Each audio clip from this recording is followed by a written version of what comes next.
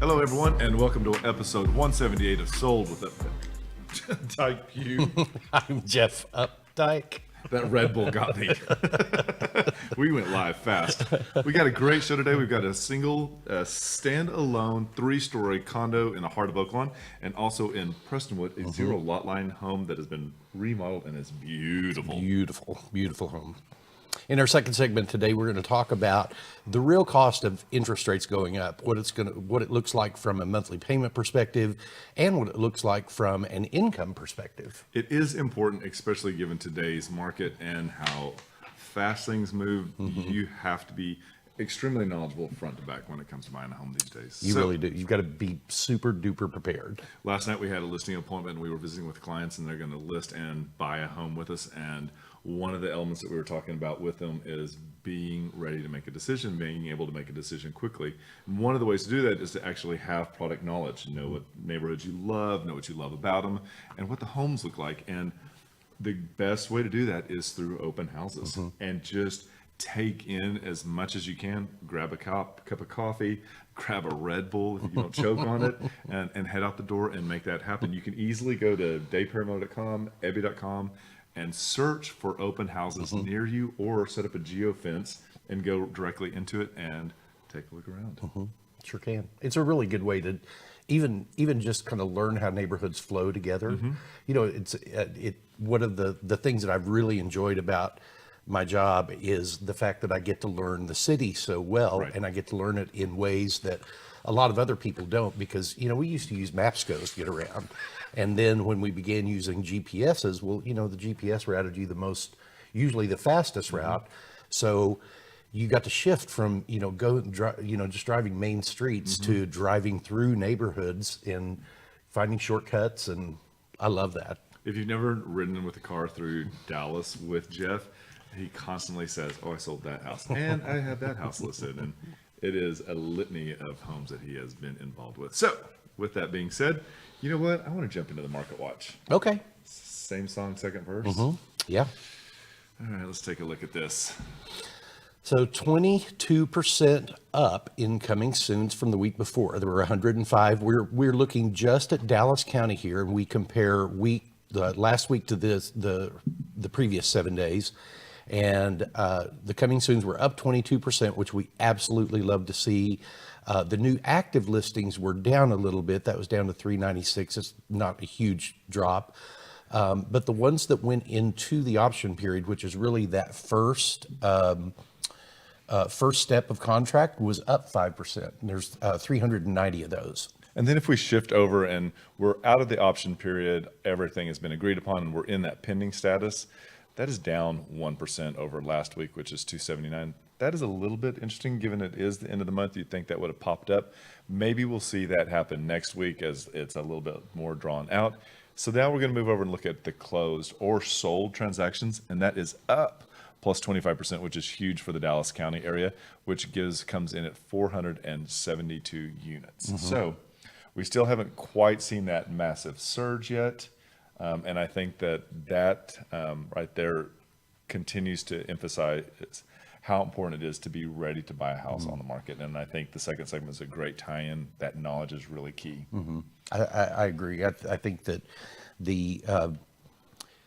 we've kind of been waiting, you know, all year for the inventory to pop, and we're, you know, I guess my hope is that when we see the end of school, the school year coming, that's going to generate more people that really want to move, because, you know, whether a neighborhood is really dependent upon the school system, it still is influenced by that in a very big way. Absolutely, it is a driver, whether it is or isn't the buyer and seller that have needs of that school.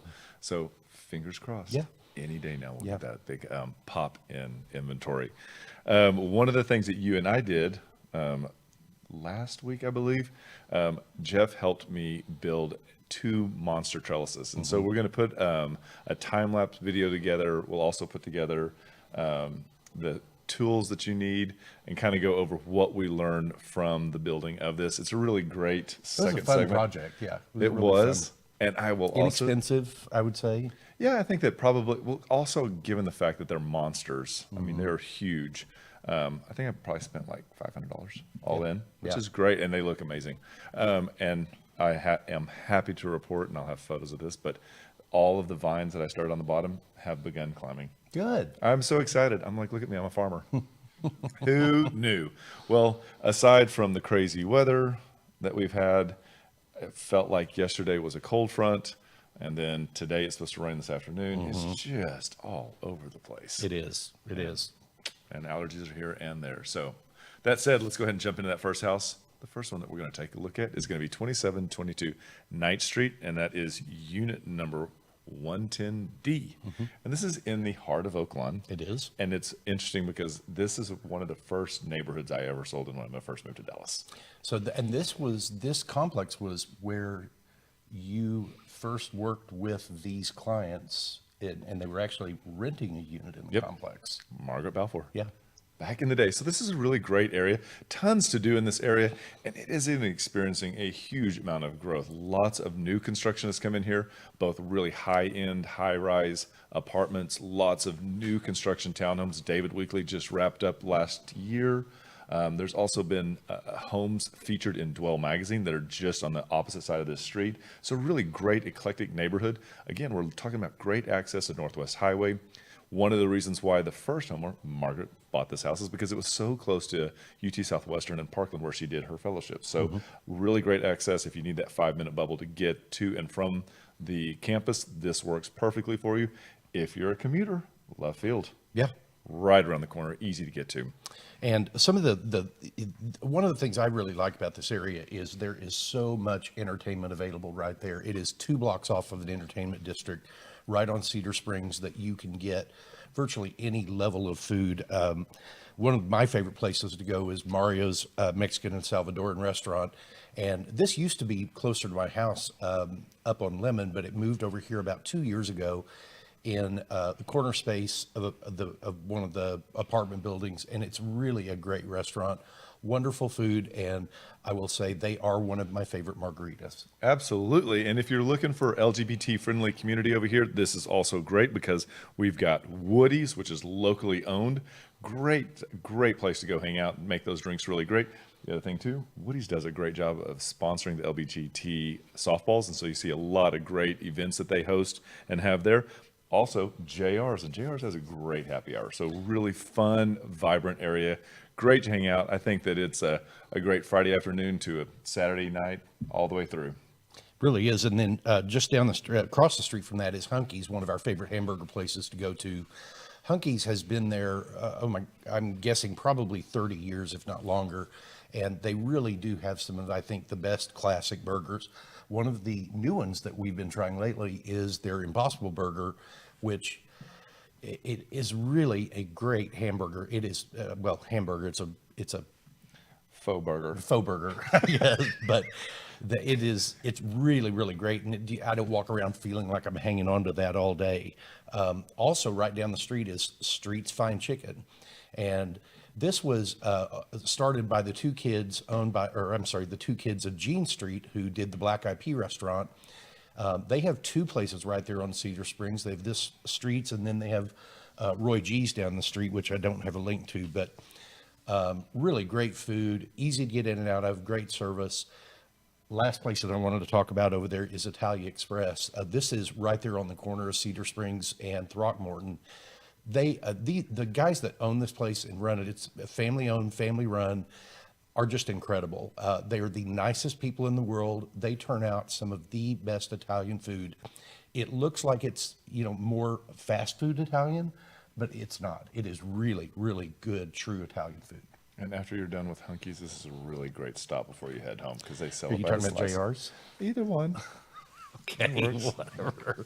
They're both excellent. All right, so let's take a look at this. 2722 Ninth Street. This is a 3-story, and it is a standalone. And that is a huge deal in the heart of Oaklawn because it's almost like having a single family detached, but it's inside of the community and has all of the community amenities, which makes it great. When these were rehabbed, they took and opened them up. And so what we see is a completely open downstairs. And Yep. it makes it so easy. And we've seen so many different furniture configurations in these homes, from dining and kitchen, whatever is important to you, it works. It really does, and this kitchen is a great place for an island. This has bamboo flooring that comes through the entire first floor, granite countertops, stainless steel appliances, a little half bath downstairs, so you've got a place for guests to go. They don't have to go upstairs. And the flow of it, like you were just talking about, the flow of it to me is really what works best. It is. And so we've got windows on either side, which is really important to get that nice natural light in. And you can see here we're on the stairs on the left-hand side, and we're about to swing up. Now, a lot of times when we see condos, the stairs are narrow, and the problem that creates is getting furniture into your master bedroom. These were really wide stairs, giving you tons of space. Each one of these bedrooms is ensuite. Ensuite means that you've got a bathroom in your bedroom. This master bedroom is 12 by 14, and the way the wall configuration is with that windows works really, really well. This is the master bathroom, double sink vanity, walk-in shower. So many updates have been done to this that it really is totally move-in ready. It is. And so what we're going to do now in the next series is we're going to take a look at the second stairwell. Oh, wait, I'm sorry. Let's take a look at the other ensuite bathroom. And you can see here, again, great walk-in shower, tub combo, closet as well that is walk-in. And you can see they've got a little extra closet and a little space there. Perfect for if you've got a little pet that needs a little clubhouse. This is it for them. But we're going to go up the stairs now, and this is going to be to the 3rd floor. Third floor on this is really amazing. It's added about another 600 square feet. The owner finished this out when the Homeowners Association put the new roofs on the building and pitched them, and it really added some great usable space. You could use it as a dance hall. You could use it as a bowling alley. You could use, it's really just very, very flexible space. Has its own heat and air conditioning system up on that level, so you've got good climate control virtually everywhere. And one of the things that is really great is that you have your own fenced private little backyard. It's just the right size. So if you have a 4-legged friend that needs a little extra run around time, this is perfect for it. As you can see here, there are 2 AC units. One is for the main floor and the second is for the 3rd floor. And as you can see, you've got the other units in the back. And this is the common pool area. It has a really great covered area in the back for seating, for parties, for grilling out. But it is a wonderful pool. Spent many afternoons there. It is a great unit. And you've got great curb appeal to this, I guess is the way to say it. So it's 2722 9th Street, Unit 110. It's a 2-bedroom, 2.5 bath. It's got 2 car spots. One's covered, one's uncovered, built in 1964. And with that additional space upstairs, we've had it measured, and it's just over 2,000 square feet, priced at $389,000.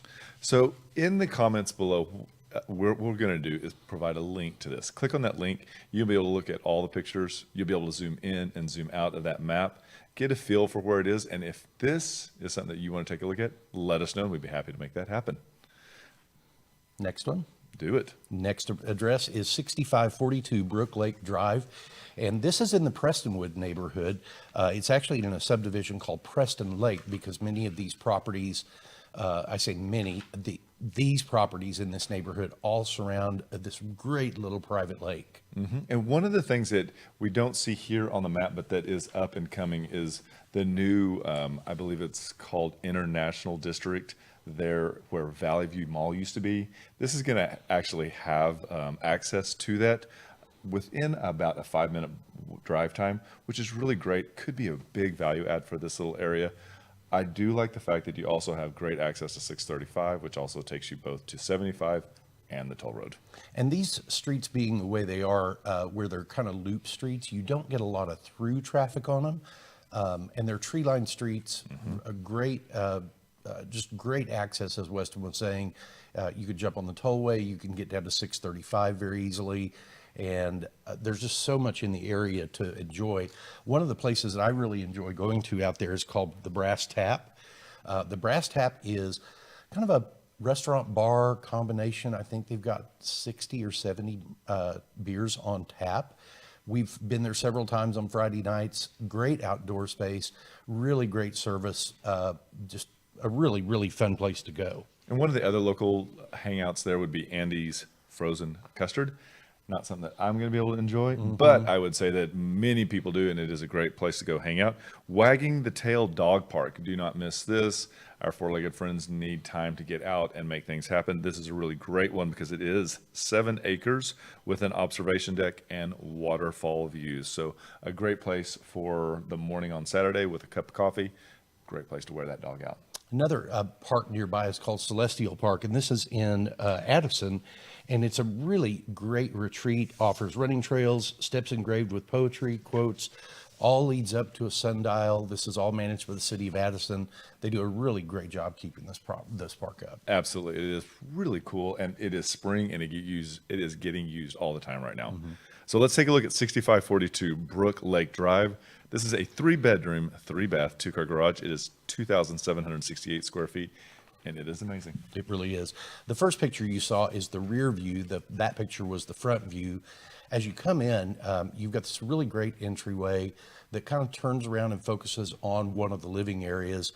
Gas fireplace, just again, super easy to be able to organize your furniture. And I like the fact that the kitchen is off just a hair, and it gives you great space, nice island, tons of countertop, and glass uppers, which is a really nice feature. This is also an eat-in kitchen as you kind of look past and see through that window. Here we are, and you've got a nice built-in. They've done a great job with the accent paint just to kind of keep it all featured. And what we have is a huge master downstairs. Huge master.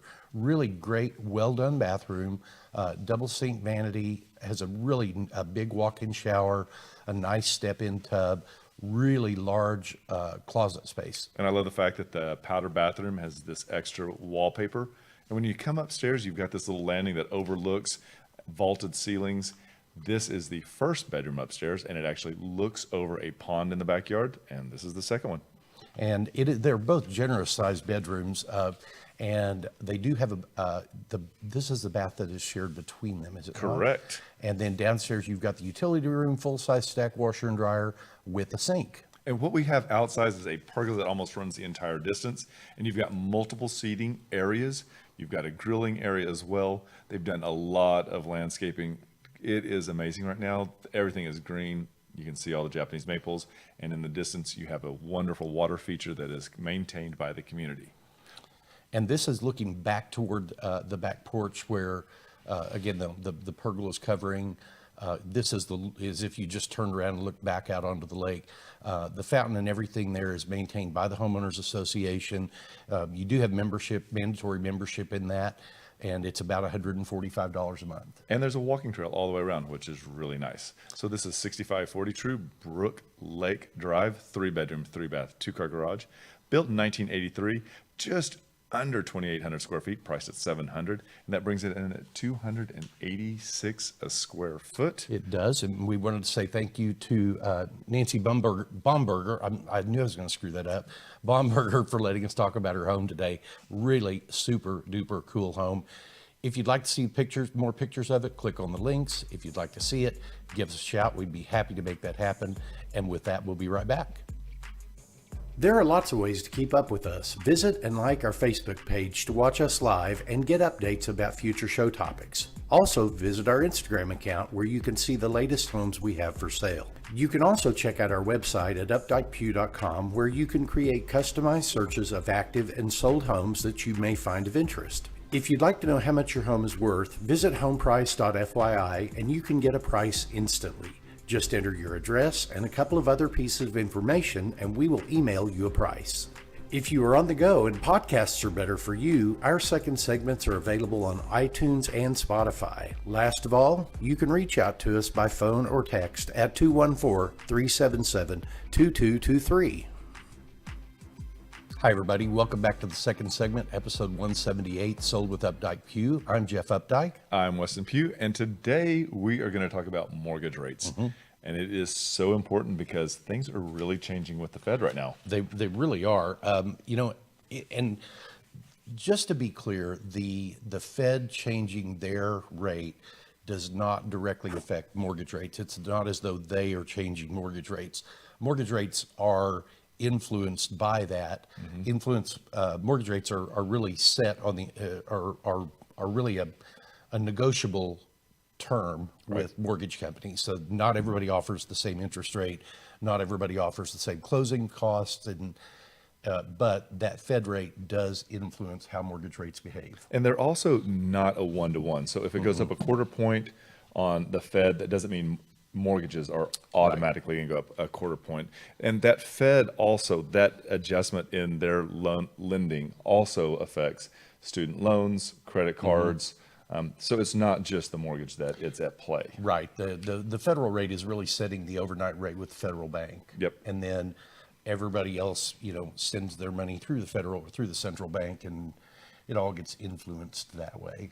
So if this market wasn't fast enough, Jeff. I know. I'm looking for my two sheets. Okay, well, let's share them right here. Okay. I'm going to move them over here, Okay. and we'll talk about number one. Okay. So the first slide that we wanted to look at is the monthly mortgage payment for a conventional loan by home price and mortgage interest rate. And this is a chart that has come from the Texas A&M Real Estate Research Center that always provides really good basic data. So I don't want to go through every line on this, but let's just look at a $200,000 home price. So as you read across, if the interest rate is at 2.5%, the monthly payment is about $12.99 a month. And as you see interest rates rise, you see what that effect on them is. Most of our interest rates now, I think, are off of this chart. What we're hearing is off this chart. They're going to be 5 in the 6s. But if you went from just compared the 2.5 where we were 5 months ago to the 4.25 all the way at the other end, you see that there's about $155 a month difference, which is not a tremendous number, but it is a significant number, I feel. The other thing that it does is this also affects your debt to income and how much you can have, because with the payment, when it gets calculated in, I believe these tables were made, as I was reading the article, based on a 20% debt to income ratio. 30% debt 30%, I'm sorry. Yeah, Yep. 20% down, 30% debt to income. So it's very interesting that as your mortgage rate goes up and your salary stays the same, your debt to income goes up, and it does lid you. Yes, and it does roll into the pricing also, because lenders don't really offer one rate anymore. The way that they offer their mortgage rates is through layering of risk. So if you're putting less than 20% down, that's a little layer of risk, so you'll pay a little higher interest rate for it. If your debt to income ratio is at the peak, at the highest it can be, that is going to be another layer of risk. Therefore, you're going to pay a higher interest rate, like Weston was saying.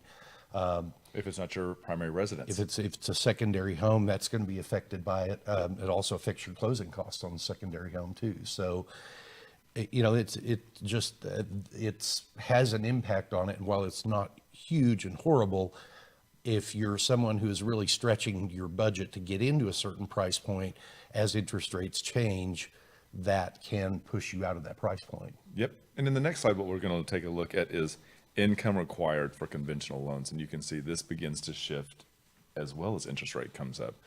So if we go back and look at that $200,000 price point again, for a mortgage at 2.5%, at a $200,000 home price, your gross family income needs to be $51,954 a year to qualify for that. Now, again, this is at a 30% debt to income ratio. You do have a little bit more flexibility there, but we just wanted to show for comparison, like going all the way across to 4.25, you have to make almost $7,000 more per year to qualify for that same mortgage. Which, again, shrinks the number of homes that actually are something that you can qualify for. So that's why it's very interesting, like Jeff and I are working with clients, and we're seeing this begin to bubble up and become a reality on the horizon, that paying and getting that house now in the long run is going to make a huge savings for you. If you have to pay a little more now, or if they didn't do all the repairs that you wanted, that it's okay because you're locking your interest rate today versus in 6 months. Because I believe in that article, it also said that the Fed has the potential to raise interest rates 7 times this year. Yeah, I think they're meeting again the beginning of this month, and they've already said there's going to be another price increase at this meeting. So that is a lot, and it is something to keep into consideration. I think that there could have been the other thing too, if you're not familiar with it, is an amortization schedule. And I think an amortization schedule is frightening as hell, but I think it's interesting to look at it and see what happens at 3% versus 5% over the life of the loan. What that does is it actually shows you that a $200,000 home, after 30 years and paying on it at 3% versus 5%, there's a substantial, probably $100,000 difference. Yeah. So backing up to what I said, those repairs for $500 or $2,000 really are not that big of a deal. Get that house. I would agree. One of the other things that we wanted to just mention in our second segment, 2 things actually. One is that on May 7th there is an election going on, and that's the constitutional amendments to the there are 2 constitutional amendments that voters are voting on, and both of them are really important when it comes to home ownership. One is affects people that have an over 65 exemption on their property and how long they can leave that, or the lockdown rate that they get with that 65 plus exemption. The second one, I think, is even more important because it is going to increase the state homestead exemption for your school taxes from $25,000 to $40,000. And that means that when you're calculating your home taxes on your primary residence, you will get to take $40,000 off of the value that you don't pay taxes on, rather than just the 25. So it's a pretty significant number. It's a win. On that. It's a win. Every penny counts when it comes to home ownership. It really does. Those are 2 of the things that I think our legislature did well this year. One of the other things that they did is they have changed a lot of the rules and laws when it comes to homeowners associations. I feel like homeowners associations got really way out of whack with the rights and responsibilities and things that they were doing. And, for a long time, they just kind of ran without really having any rules in place. Yep. So if you had a homeowners association that was not being run well, or you had people volunteering that were, not good stewards of it, it made it not fun living there. Oh, we have clients right now with that. Yeah, but there are a lot of changes that were made that are really giving power back to the homeowner. And I think this goes into effect instantly, if I'm not mistaken. Yeah, this has already gone into effect. So Great.